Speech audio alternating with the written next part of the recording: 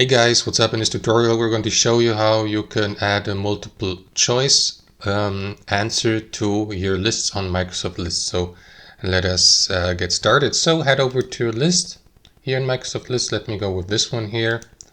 And within the list, guys, what you want to do is create a new column by clicking into add column here and then choose multiple choice here. Right, click into next and customize it here. For example, I don't know, it depends on the task or event or item. So I don't know if it's a party, for instance, you can ask will attend or not, or something like that, and then describe it below, and then confirm the column type, which is the column type is choice, and then you can customize these choices. For example, yes,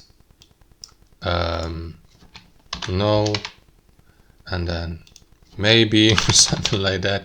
You can add more choices by clicking in this button,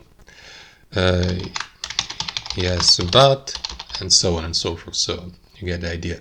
You can also customize the color here. You can remove these choices from that list, and once that's done, click into save at the bottom, and then you will see the column here created so that users that have been given access to that list may click into that cell next or in the row of the given item or activity and choose, for example, an answer, yes, no, maybe, and that's it. So if you have, for example, an event and you have event attendees, you can ask them to provide information if they're going to attend the event, yes, no, maybe, yes, but under specific circumstances, and so on and so forth. So it pretty much depends on the type of your list and what the topic of the list is.